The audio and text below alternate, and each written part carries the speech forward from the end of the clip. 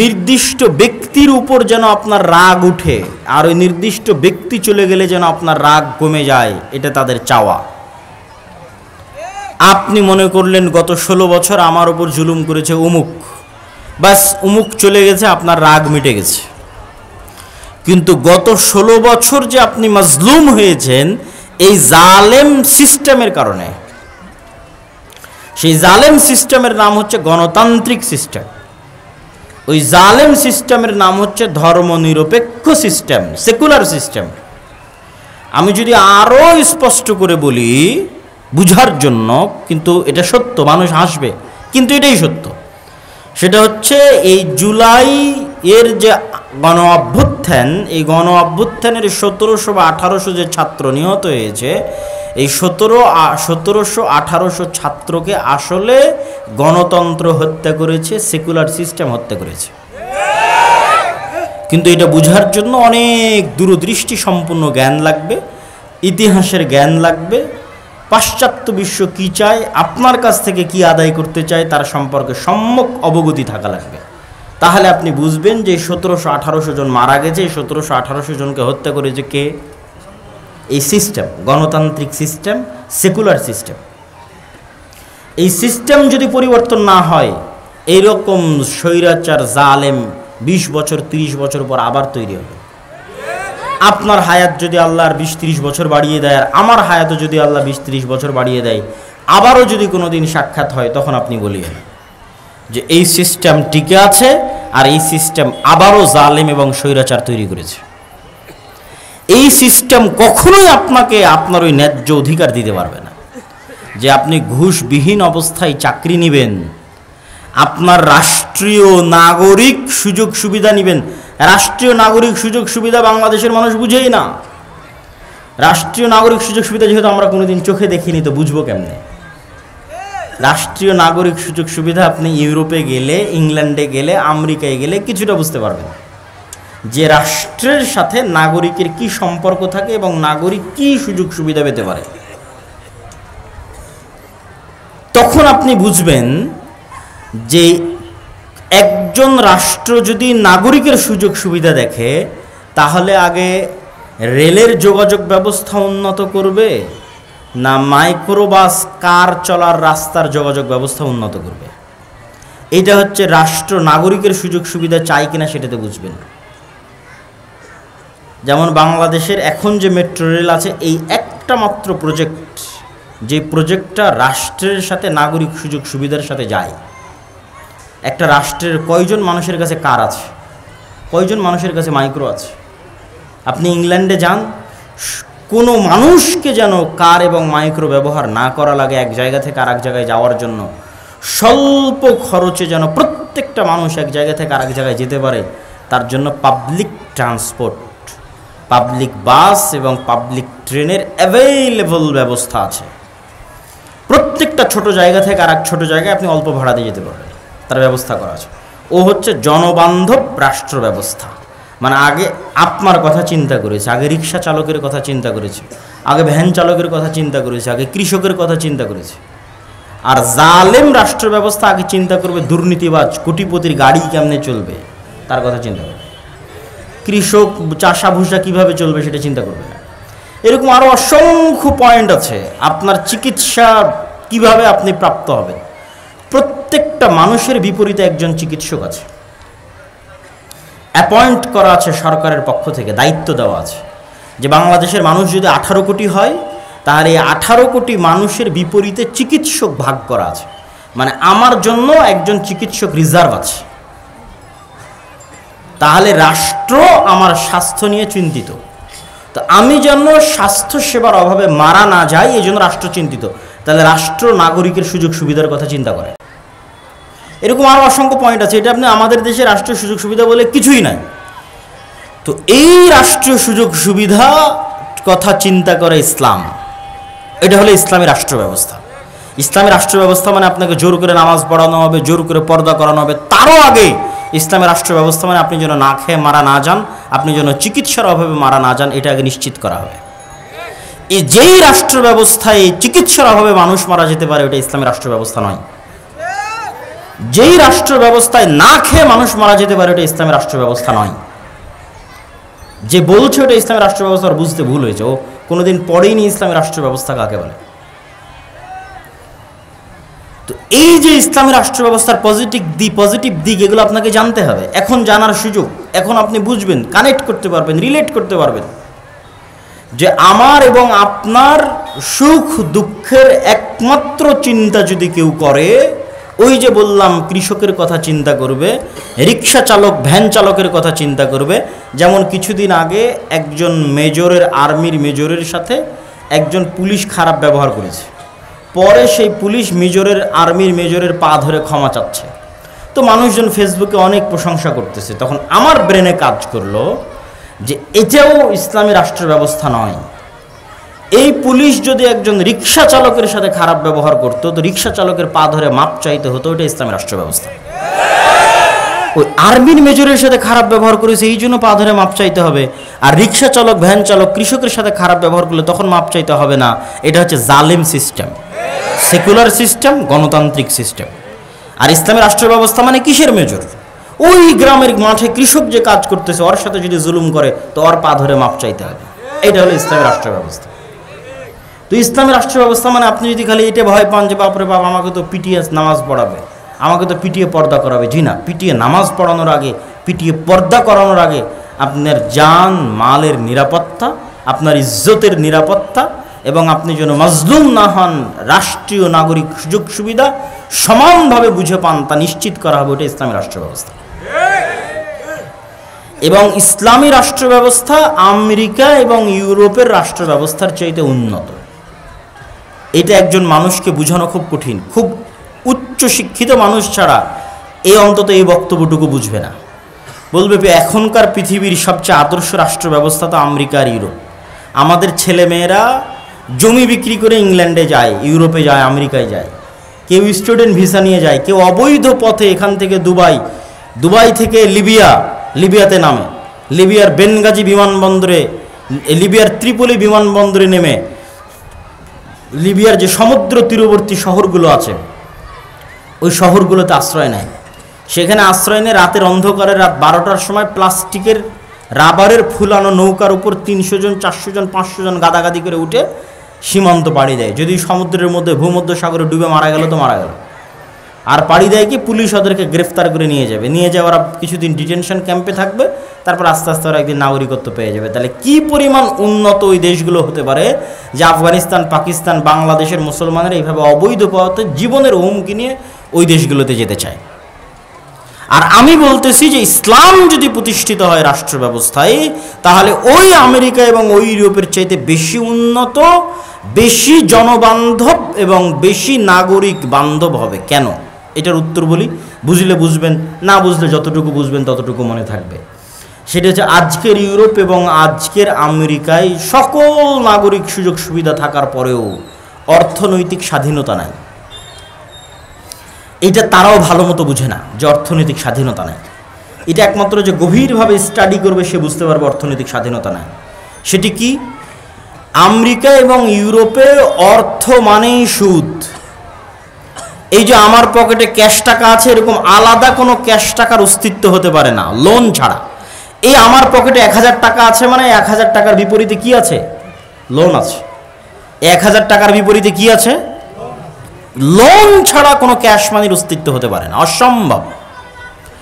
এইভাবেই ইকোসিস্টেম তৈরি করা হয়েছে ইউরোপে এবং আমেরিকায়, যেখানে কোনো ক্যাশ মানির অস্তিত্ব হবে না লোন ছাড়া। আপনি বাড়িও কিনতে পারবেন না লোন ছাড়া, জমিও কিনতে পারবেন না লোন ছাড়া, ছেলে মেয়েকে পড়াতেও পারবেন না লোন ছাড়া। প্রত্যেকটা ধাপের পিছনে লোন আছে। এবং এই লোনের সবচেয়ে বড় ভয়ঙ্কর ফাঁদ হচ্ছে ক্রেডিট কার্ড। এখনো বাংলাদেশে বহু ব্যাংক ক্রেডিট কার্ড চালু করেছে, অসংখ্য মানুষ ক্রেডিট কার্ড ইউজ করতেছে। ক্রেডিট কার্ড মানে আপনার অ্যাকাউন্টে টাকা নাই, তবু আপনাকে বলতেছে তুমি খরচ করো, পরে তোমার বেতন থেকে কেটে নেব। কি ভয়ঙ্কর লোনের ফাঁদ! টাকা নাই, তোমার চিন্তা নাই, তুমি খরচ করো, আমি আছি তো। 1 টাকাও নাই, তারপর আপনাকে বলা হচ্ছে আপনি খরচ করেন, আপনি যখন বেতন পাবেন তখন সেখান থেকে কাটা হবে। তো যে যত বেশি ক্রেডিট কার্ডের ইউজার হবে ও অত বড় অ্যামাউন্ট পাবে। ধরেন আমি 10 বছর থেকে ক্রেডিট কার্ড ব্যবহার করতেছি, তাহলে এখন একটা টাকা ছাড়াও আমি অন্তত 3 কোটি টাকার বাজার করে ফেলতে পারি, ব্যাংক কিচ্ছু বলবে না, যেহেতু আমি 10 বছর থেকে ওর ক্রেডিট কার্ড ইউজ করতেছি। তো আমেরিকাতে যখন আপনি একটা বাসা ভাড়া নিতে যাবেন, তখন আপনি যদি 20-30 বছর থেকে ক্রেডিট কার্ডের ইউজার হন, তাহলে আপনার কাছে সিকিউরিটি মানি চাইবে না। ক্রেডিট কার্ড আছে তো, বলে হ্যাঁ আছে, সিকিউরিটি মানি লাগবে না, যাও। আর আপনি বলবেন যে আমি সুদ থেকে বাঁচতে চাই, অতএব আমি ক্রেডিট কার্ড ব্যবহার করব না, অগ্রিম লোন নিব না, তাহলে যে বাসা ভাড়া নিতে যাবেন ওই বাসার মালিক বলবে সিকিউরিটি মানি দাও। তো যত সিকিউরিটি মানি চাইবে অত সিকিউরিটি মানিতে আপনি 10 বছরও চাকরি করে ইনকাম করতে পারবেন না। তখন ঠিক আছে আমি ক্রেডিট কার্ড ইউজ করতেছি, তাহলে আপনি সুদে জড়িত হয়ে গেলেন। সুদ ছাড়া একটা টাকা ক্যাশ মানি আপনার পকেটে আসতে পারে এরকম কোনো রাস্তা নেই। এটা হচ্ছে অর্থনৈতিক দাসত্ব। আপনার অর্থনৈতিক স্বাধীনতা যতক্ষণ না থাকবে আপনি স্বাধীন মানুষ নন, আপনার আভ্যন্তরীণ স্বাধীনতা আসবে না। এই জন্য ইসলাম হচ্ছে ঋণ বিমুখ। আজকে বক্তব্যের এই অংশে মা এবং বোনদের এই অংশটুকু একটু দৃষ্টি আকর্ষণ করি। ইসলামী অর্থনীতির মূলনীতি হচ্ছে ঋণ বিমুখ, অল্পে তুষ্ট। ঋণ বিমুখ অল্পে তুষ্ট। ঋণ বিমুখ অল্পে তুষ্ট মানে কি? মানে হচ্ছে আল্লাহ কিন্তু কর্জে হাসানার কথা বলেছে, কত বড় করে বলেছে দেখেন, অমাইয়ুকরিদুল্লাহ করজান হাসানা, যে ব্যক্তি কর্জে হাসানা দিল সে আল্লাহকে কর্জে হাসানা দিল, বলেন আল্লাহু আকবার। কিন্তু আপনি লোন নেওয়ার যত হাদিস আছে আল্লাহর নবীর সব হাদিস পড়েন, কর্জে হাসানা তখনই নিতে পারবেন যখন আপনি চিকিৎসার অভাবে মরে যাচ্ছেন। তখন আপনি এসি নেওয়ার জন্য কর্জে হাসানা নেবেন, এর কোনো অস্তিত্ব ইসলামের 500,000 কিলোমিটারের মধ্যে নাই। আপনি ফ্রিজ নেওয়ার জন্য কর্জে হাসানা নেবেন, ফ্রিজ কেনার জন্য, এর অস্তিত্ব ইসলামের কয়েক লক্ষ কিলোমিটারের মধ্যে নাই। মরে যাচ্ছি, খেতে পাই না ভাই, চিকিৎসার অভাবে অপারেশনের দরকার, কর্জে হাসানা দাও। তখন যে কর্জে হাসানা দিবে ও কাকে কর্জ দিল? আল্লাহকে কর্জ দিল। মেয়ের বিবাহ দিতে পারতেছি না, টাকার অভাব, খুব সমস্যা, কর্জে হাসানা দাও। কিন্তু আপনি বলবেন যে আমার বাড়িটা মাটির তৈরি, আমি আজকে এখানে ইটের বাড়ি বানাবো, আমাকে কর্জে হাসানা দাও, এর অস্তিত্ব ইসলামের কয়েক লক্ষ কিলোমিটারের মধ্যে নাই। মানে বিলাসিতার জন্য মানুষ কর্জ নিবে, এর কোনো অস্তিত্ব ইসলামে নাই। মা এবং বোনদেরকে লক্ষ্য করে বলতেছি যে বিলাসিতার জন্য কর্জ নিবে, একটা সোফা কেনার জন্য কর্জ নিবে, একটা খাট কেনার জন্য কর্জ নিবে, মাঝেতে সব বিছিয়ে থাকে এখন খাট কিনবে, তো খাট কেনার জন্য কর্জে হাসানা নিবে, আর অস্তিত্ব ইসলামে নাই। সুদের উপর নেওয়া তো বহু দূরের কথা, আমি কর্জে হাসানার কথা বলেছি, কথা বুঝতে হবে আপনার। সুদের উপর নেওয়া তো বহু দূরের কথা। আপনি শপে শুয়ে থাকেন, এখন খাট কিনবেন, খাট কেনার জন্য সুদের উপর নয় কর্জে হাসানা চাইবেন, আর অস্তিত্ব ইসলামে নাই। এতটা ঋণ বিমুখতা ইসলাম পছন্দ করে। কেন পছন্দ করে? কর্জ মানেই হচ্ছে আপনার আত্মসম্মান নষ্ট হওয়া। আজ আপনি কর্জ করবেন, কাল পাওনাদার যখন আসবে আপনি মিথ্যা বলবেন, তারপরের দিন পাওনাদারের টাকা পরিশোধ করার জন্য অন্যায় করবেন, চুরি করবেন, তারপরের দিন আপনার ছেলেকে মিথ্যা বলানো শিখাবেন, তারপরের দিন পুরো পরিবার মিথ্যুক হয়ে যাবেন। তো যে মুখে মিথ্যা বলে, যে করে দুর্নীতি, যে মিথ্যার আশ্রয় নেয়, ওর সেলফ রেসপেক্ট বলে কিছু আছে, আত্মসম্মান বলে কিছু আছে, ও ক্ষমা চায় জান্নাতে যেতে পারে, কিন্তু কোশ্চিনকালও জাতির নেতৃত্ব দিতে পারবে না। ওর ভাগ্যে গোলামি, ওর 14 গোষ্ঠীর ভাগ্যে গোলামি। এই জন্য ইসলাম চায় না যে মানুষ লোন নিক, কর্জে হাসানা নিক। কেন? ও স্বাধীন থাক, ওর অভ্যন্তরীণ সেলফ রেসপেক্ট বাকি থাক, ওর পরিবারের আত্মমর্যাদা, আত্মসম্মান বাকি থাক, মরুক মাথা উঁচু করে। এইটা হচ্ছে ইসলামের চাওয়া। তো আপনি লোনের উপর, সুদের উপর বিলাসী পণ্য নেবেন, মোটর সাইকেল নেবেন, এসি নেবেন, ফ্রিজ নেবেন, বহু দূরের কথা। ইসলাম এসি, ফ্রিজ, মোটর সাইকেলের মতো বিলাসী পণ্য কর্জে হাসানার ভিত্তিতে নিবে, এর অস্তিত্ব ইসলামে নাই। তাহলে এবার কল্পনা করেন যে আমেরিকা এবং ইউরোপের সমাজ ব্যবস্থা কতটা ইসলাম বিরোধী সমাজ ব্যবস্থা, আর ওখানকার মানুষ বাহ্যিকভাবে মনে করছে যে হ্যাঁ আমি স্বাধীন, কিন্তু ওর স্বাধীনতার একটা লিমিটেশন আছে, একটা এরিয়া আছে, ওইটা কোশ্চিনকাল ক্রস করতে পারবে না, কেননা ও লোনগ্রস্ত, ঋণগ্রস্ত। প্রত্যেকটা মানুষ ঋণগ্রস্ত।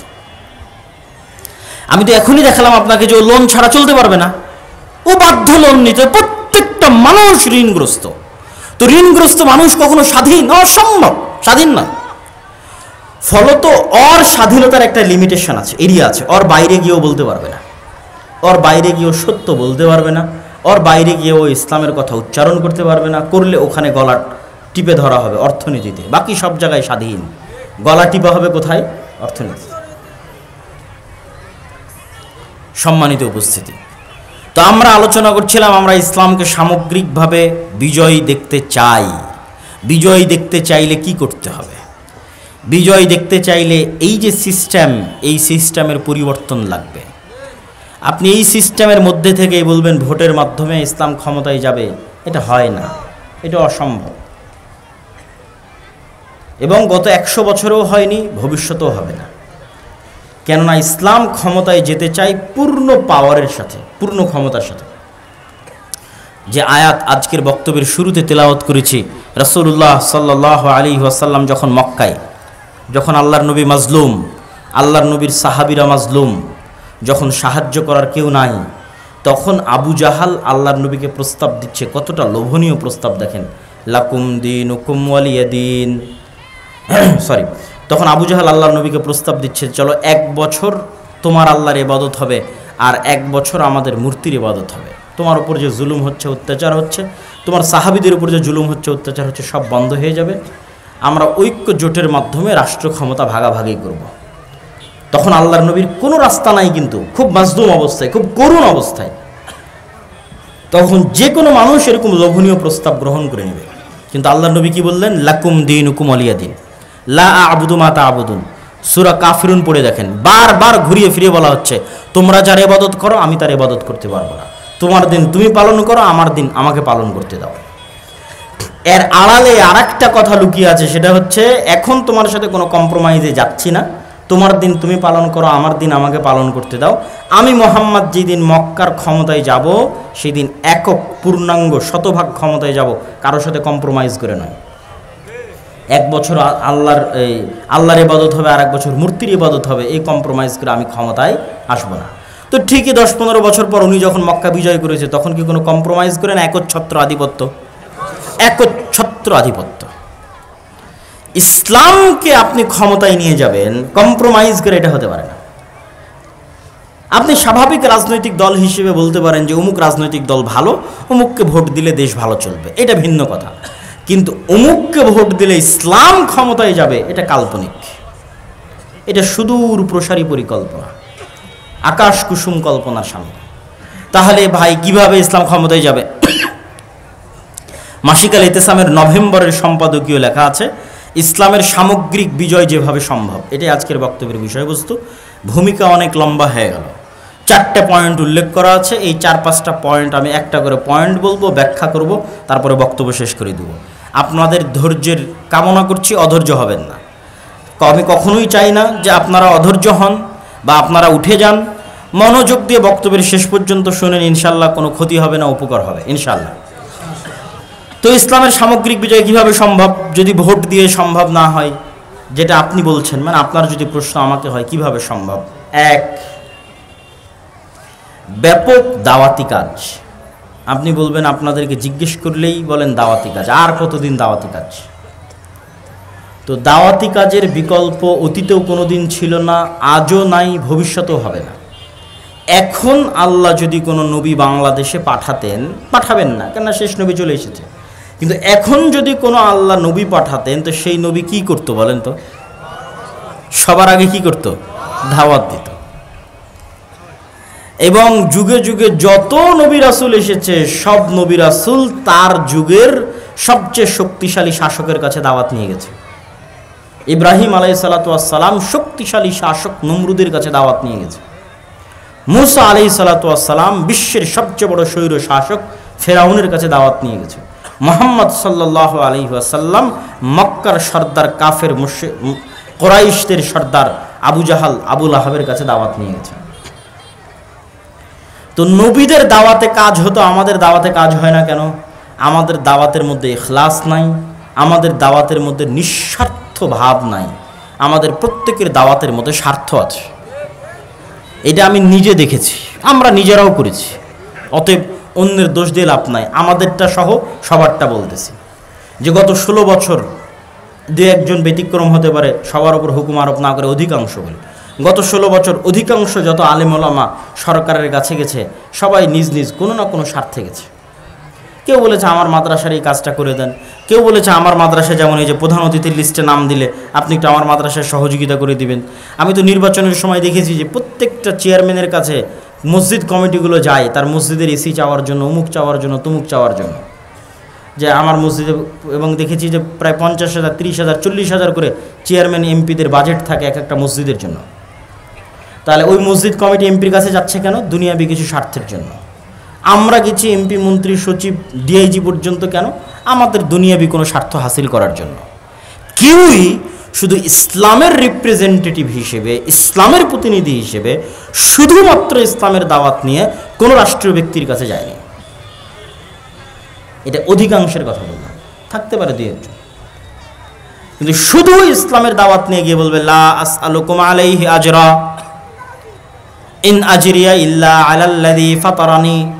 নবীরা বলতো এটা, লা আসআলুকুম আলাইহি আজরা। এই ফেরাউন মুসা আলাইহিস সালাম গিয়েই বলতো, ইব্রাহিম আলাইহিস সালাম গিয়েই বলতো, দাওয়াত দিতে এসেছি, লা আসআলুকুম আলাইহি আজরা। পাল্টা উপঢৌকন ধরায় দিয়ে, পাল্টা হাদিয়া ধরায় দিয়ে, পাল্টা টাকা পয়সা ধরায় দিয়ে আমাকে আমার দাওয়াত বন্ধ করতে বলিও না। আমরা প্রতিদান চাওয়ার জন্য আসিনি, মূল্য চাওয়ার জন্য আসিনি, পাথেও চাওয়ার জন্য আসিনি। দাওয়াত দিতে এসেছি তোমার কল্যাণের জন্য নিঃস্বার্থভাবে।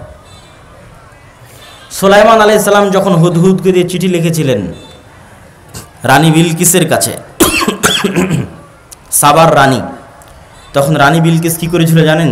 চিঠির উত্তরে হাজার হাজার, lakh lakh, crore crore, million million, billion billion ডলারের হাদিয়া উপঢৌকন পাঠিয়েছিল পাল্টা চিঠির সাথে, যে সুলাইমান আপনার জন্য এই সামান্য কিছু পাঠালাম, আরও যদি কিছু লাগে তো আপনার জন্য হাজির থাকবে। সাবার রানী বিলকিস যা লাগবে আপনার জন্য তাই ব্যবস্থা করে দিবে। তখন সুলাইমান আলাইহিস সালাতু ওয়াস সালামের উত্তর কোরআনে লেখা আছে। সুলাইমান আলাইহিস সালাতু ওয়াস সালাম উত্তরে বলেছিলেন, আল্লাহ আমাকে এর চেয়ে অনেক বেশি দিয়েছে। বলেন আল্লাহু আকবার। তুমি যা পাঠিয়েছো আল্লাহ আমাকে এর চেয়ে অনেক বেশি দিয়েছে। তা আমি ধন সম্পদের জন্য, টাকা পয়সার জন্য হুদহুদের মাধ্যমে তোমার কাছে চিঠি লিখে পাঠাইনি, দাওয়াত দিয়েছি নিঃস্বার্থ। দুনিয়াতে আল্লাহর নামে কারো শিরক চলবে না, শিরক বাদ দিতে হবে, আল্লাহর দাসত্ব মানতে হবে, না হলে আমার বাহিনী তোমার রাজ্য ধ্বংস করে দিবে, মাটির সাথে মিশিয়ে দিবে। সুলাইমান টাকার কাছে বিক্রি হওয়ার জন্য আসেনি, যা উপঢৌকন পাঠিয়েছে এর চেয়ে বেশি আল্লাহ আমাকে দিয়ে রেখেছে। তা আমরা কেউই তো নিঃস্বার্থভাবে দাওয়াত নিয়ে কারো কাছে যেতে পারি। এরকম আরো অসংখ্য পয়েন্ট তুলে ধরতে পারবো যে কারণে আমাদের দাওয়াত সফল নয়। আমরা দাওয়াত দিতে গিয়ে মানুষকে ছোট করি, গালিগালাজ করি, খারাপ ভাষার ব্যবহার করি, তুমুক বেদাতি, তুমুক মুশরিক, তুমুক জাহেল, তুমুক ইবলিস, তুমুক লুচ্চা, তুমুক শয়তান, যত রকমের গালিগালাজ আছে দুনিয়াতে সব আলেম ওলামাদের মুখে। অথচ আল্লাহ সুবহানাহু ওয়া তাআলা কোরআন মাজিদে মুসা আলাইহিস সালামকে বলছে তুমি ফেরাউনকে দাওয়াত দিবে ভদ্র ভাষায়, নম্র ভাষায়। তো আমি যে আপনাকে দাওয়াত দিতে এসেছি, আপনি কি ফেরাউনের চাইতে খারাপ? হ্যাঁ, আর আমি কি মুসা আলাইহিস সালামের চাইতে ভালো? আমি কি মুসা আলাইহিস সালামের চাইতে ভালো? অসম্ভব, উনি নবী। আর আপনারা ফেরাউনের চাইতে খারাপ নন। তাহলে মুসা আলাইহিস সালামের মতো ভালো নবী যদি ফেরাউনের মতো খারাপ ব্যক্তির সাথে ভালো ব্যবহার করে দাওয়াত দিতে হয়, তাহলে আমার মতো একজন গুনাহগার, আমার মতো একজন পাপী, আপনাদের মতো এরকম ভালো মুমিন মুসলিম যারা আল্লাহকে এবং আল্লাহর নবীকে দিন হিসেবে, আল্লাহর নবীকে রাসূল হিসেবে স্বীকার করে, তাদের মধ্যে দাওয়াত দিতে এসে আপনাকে যদি আমি গালিগালাজ করি, তাহলে এটা দাওয়াতি মূলনীতি হলো? অসম্ভব।